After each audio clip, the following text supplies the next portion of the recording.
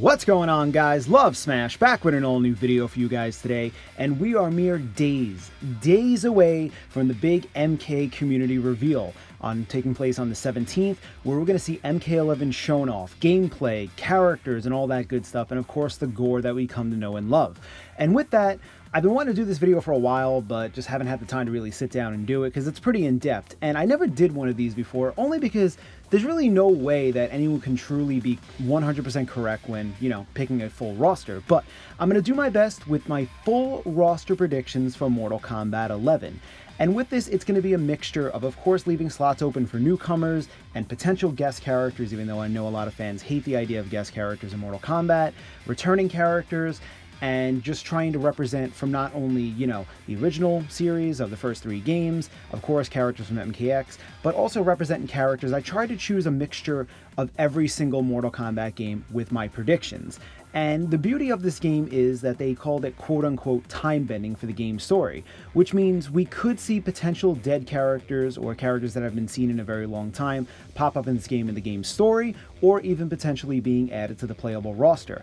And of course, as we know, we are getting downloadable content for this game, and with DLC, there are no restrictions with whether a character is alive or dead. For example, case in point, Shao Kahn. Shao Kahn has actually been dead since the ending of MK9, I should say, and he's showing up as a pre-order bonus similar to Goro did in MKX, and as we've seen in previous games like with Darkseid and Injustice 2. Doesn't mean the character has to play into the game's story, because DLC has no restrictions. So leave that and keep that in mind when watching this video, because if your favorite character isn't listed, there's still the chance they could show up as DLC, because we are getting 6 characters thanks to that GameStop reveal post-launch, and there also is the potential for other characters if they decide to do a second wave. But based off what we know so far, I've clocked my roster at a total of 35 characters. That includes the DLC, the 6 that we're getting, Shao Kahn, and 28 characters on the initial roster, which I said will be a mixture of course, newcomers and classic Mortal Kombat fighters. And I'm not going to choose which characters I think will be added as DLC. I'm just going to give my 25 characters who I believe will be in this game, and then of course I'll discuss new characters, guest fighters, and all that good stuff. So let's talk about what we know so far. Now, we already know 4 characters have been officially confirmed. We have Raiden and Scorpion, we have Shao Kahn as the pre-order bonus, and this new bald female character who most likely will play a huge part in the game's story. At least that's the way they're driving it, with the time-bending aspect and her being in front of that hourglass with time going in reverse. But with that, let's talk about roster. So let's just focus on what we do know for returning fighters. So let's add Scorpion, Raiden, and Shao Kahn. We're at 3. But now let's start adding characters, and I firmly believe that all of the original characters from the first Mortal Kombat game who were playable will once again be playable like they were in MKX in MK11. I'm talking about Johnny Cage, Kano, Sub-Zero, Sonya, and Liu Kang. Now, obviously, the first Sub-Zero was Bi-Han in the first MK game, and Kuai Liang has been the current Sub-Zero. So right now I'm talking about the Kuai Liang version, but I will talk about the Bi-Han version in a little bit. So adding those characters here with these 7, and of course Shao Kahn, we're up to 8. Now, I firmly believe this because you just can look at these characters. These are the most iconic characters in the MK series, except for when you get to MK2 and people start talking about Katana and Mileena and Baraka, so on and so forth. But these are so recognizable in gaming history, I kind of feel like they need to be in this game. I feel like having Kano return, even though he's not immensely popular, they could do a lot in terms of, there's been a lot of leaks going around, even though they're just leaks at the moment, where Kano's going to have a son as a member of the Red Dragon. If that did in fact turn out to be true, that is an interesting plot point, which I think would work great in MK11, and just kind of be cool to see Kano interacting with a son who plays for the opposite side. Adds a lot of tension, could be really interesting. Then you of course have Johnny Cage, who kind of seemed like he was stepping down from that mantle, but I feel like he's just so popular, I can't imagine NetherRealm not including him. And if you're going to include him, you got to include Sonya as well. And there was a leak going around, which kind of right now is looking to be accurate, but it's not 100% until we get to the community day, that Ronda Rousey was going to be providing the voice of Sonya. And if that in fact is true, I do believe Sonya will be in the game as a playable fighter, because I can't imagine them getting a name like Ronda Rousey and having her as an NPC. That kind of doesn't make any sense. And of course you have Liu Kang, who is now the Emperor of the Netherrealm, along with Katana as the Empress of the Netherrealm. That's going to play into some interesting story. And like I said, these characters are just so immensely well known, I can't imagine them not being included. And of course Sub-Zero. How can you have a Mortal Kombat game without Sub-Zero, unless you were playing like the GBA version of Mortal Kombat Deadly Alliance or whatever the hell, let's forget that even happened. But anyway, at the number right now, we currently sit at 8. On to the next character, with Reptile, who was in MK1 as a secret fighter. Even though he wasn't on the main roster, Reptile is infamously known as being the first secret character in a fighting game. He's immensely popular, and you already see Ed Boon trolling and tweeting about Reptile. I do firmly believe just on those facts alone, he will be playable in MK11. I think in the story, he may not play too big a role, similar to how he did in MKX. I feel like a lot of fans are kind of like holding out the hope that Onaga is going to return as a vessel through Reptile again, but I don't see that happening. I feel like that would just be kind of lame from the development team to kind of repeat themselves in that aspect. Not saying Onaga can't return, which I'll talk about a little later in the video, but just based on those facts alone, I feel like Reptile is a pretty good shot to appear as a playable fighter in the upcoming game.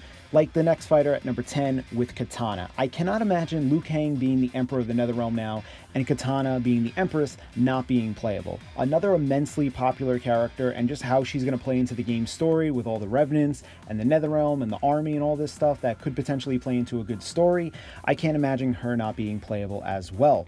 Now on to picks 11 through 14, we have the Kombat Kids with Kung Jin, Cassie, Takeda, and Jackie. Now I know a lot of fans weren't too keen on this next generation of fighters, but the development team really put a lot into them and really wanted to push that as the next generation of characters and heavily involve them in the game's story. And I feel like just based on that alone, I can't imagine, even though the story is going to be time-bending, that they're just going to retcon these characters right off the bat. I do believe they all will come back as playable fighters. Cassie was easily my favorite newcomer and became one of my all-time favorite characters in MK. I know a lot of fans truly don't like the Kombat Kids, especially Jackie fans that really seem to hate her, but I do firmly believe these characters were included for a reason, and it's going to be kind of cool to see how they kind of build their story, build their, the character development, and how they could play into MK11 story, of course, with their parents or, their relatives, whatever the case may be. That's going to be pretty exciting as well. Now moving on to pick number 15, we have Kotal Khan, the new Emperor of Outworld, played into the game story for MKX. I do believe he will return as well. I can't imagine them just like getting rid of him right off the bat. Kotal was a pretty cool and interesting character, and to see that build on, I really want to see what they have in store for him. Maybe something in the story where he's trying to get the amulet back from Raiden and they wage a war with all the realms. Who knows? At pick number 16, we have Erron Black, who kind of became everyone, or at least most people's, favorite new character in MKX. I feel like the sheer popularity and fan demand alone before he was even revealed for MKX was enough to kind of warrant his return in MK11. As far as the game's story, I don't see him playing a huge role similar to Reptile, but based on popularity alone, I think he'll return. Clocking in at number 17, we have a mysterious character and highly requested nonetheless with Jade. There has been so much speculation sparking about this character. Where has Jade been? What happened to her? Because we've seen every Revenant return from MK9 to MKX, but we did not know what happened to Jade. Katana had the mournful variation, but no explanation of where she's been.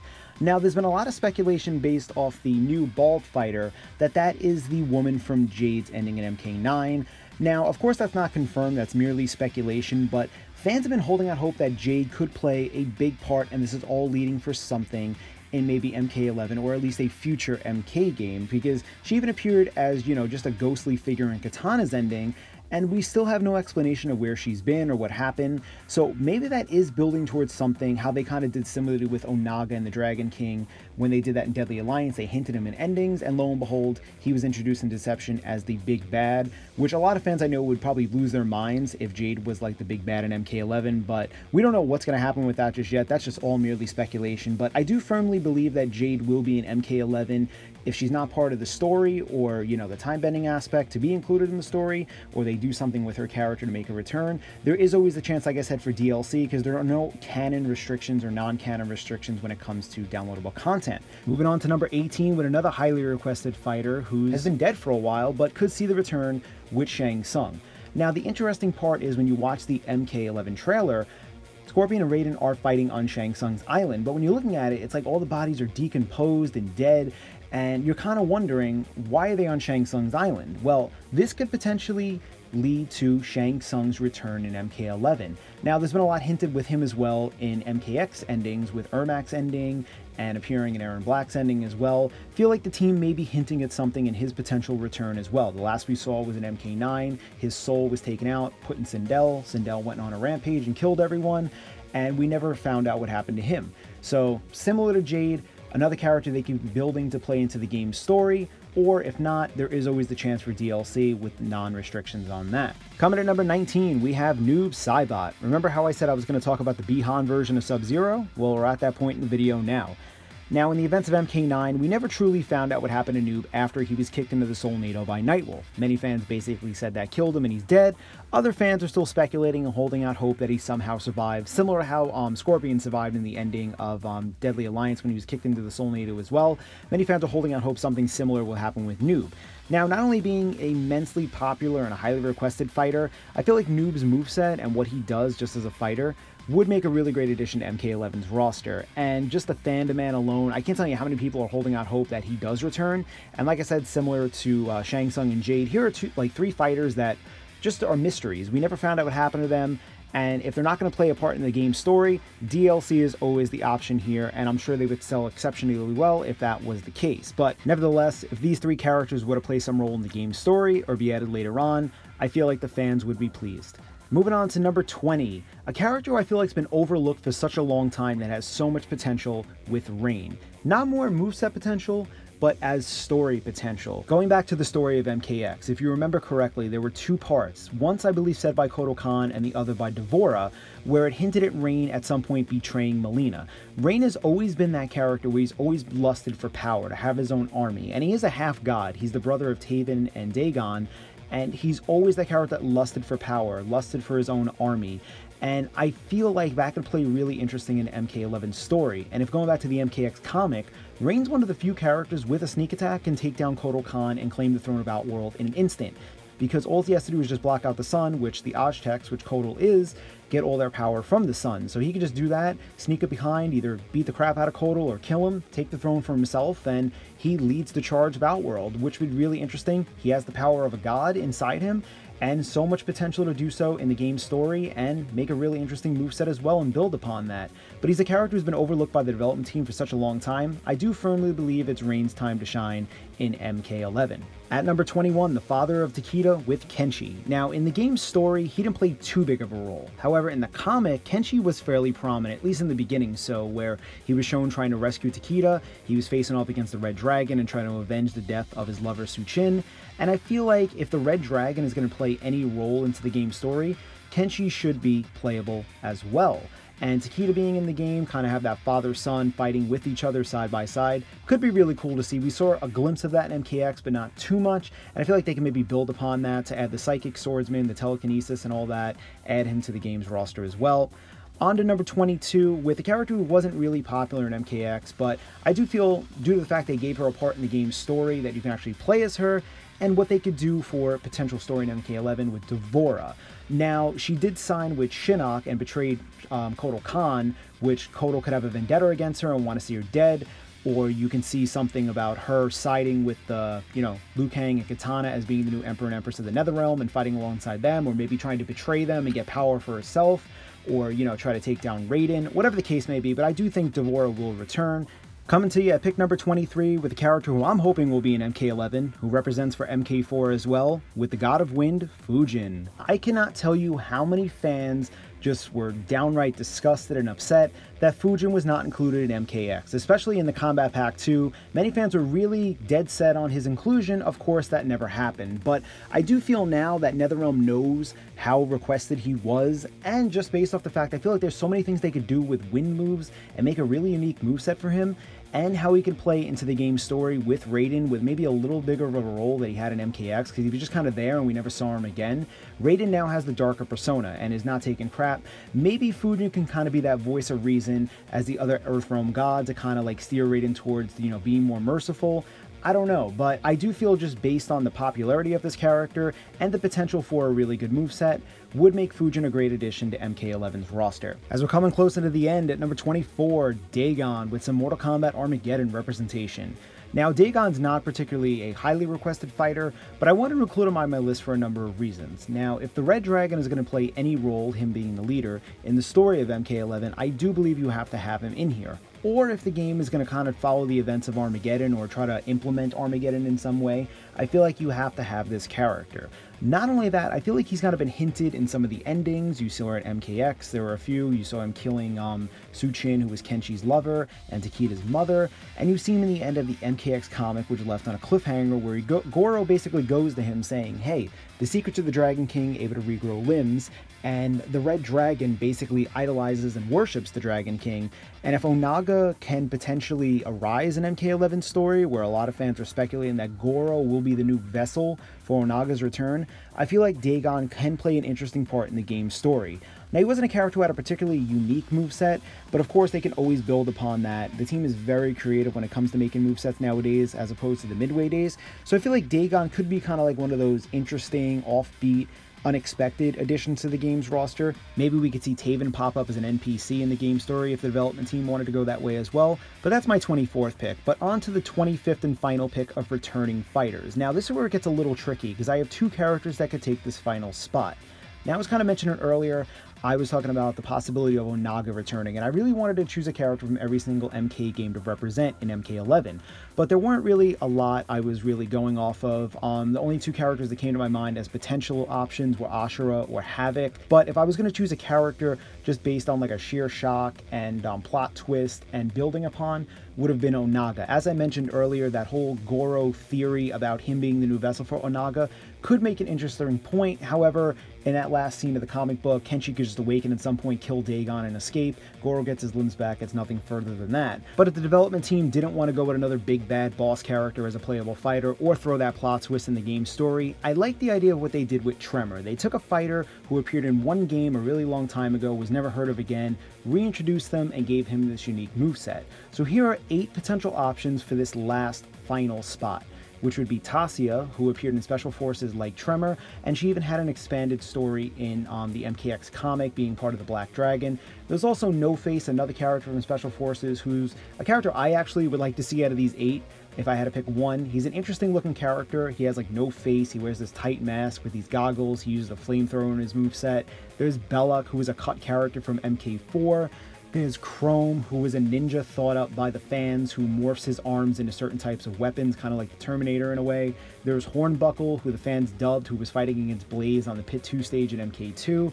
There's Tiamat, or Tiamat, I'm not sure how you pronounce it. He was a cut character design from Mortal Kombat Deadly Alliance. There's Grum, who was back in the day a 6-armed Shokin from the old MKX comic in the 90s.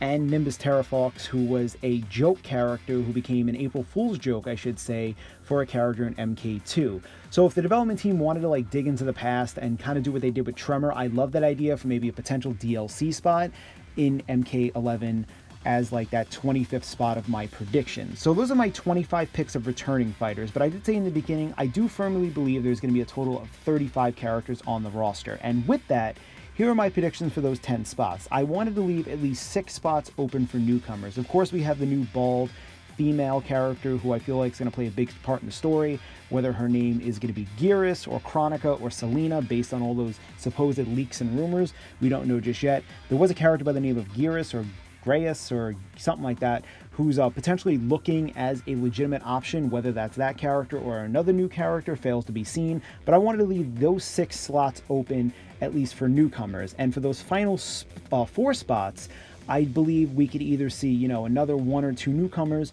or the development team, as we know, loves to add guest fighters. Ed Boon has said many times that they sell better than other characters, because anytime you add a character that's not in that universe, it's always going to sell better than a character from the universe, as we've seen with Scorpion and Injustice. You saw Freddy Krueger in MK9. I'm sure Jason and Predator and Alien sold pretty well over the other characters in the Combat Pack, rather than, you know, the MK fighters. And of course, we've seen like Hellboy and the Ninja Turtles in Injustice 2. Anytime you add a character out of the universe, it's always going to sell well. So I do maybe believe we'll see 4 guest characters, and I did a video on my top 4 predictions of guest fighters. If you want to click that, see that video, you can click the link in the comments and description below.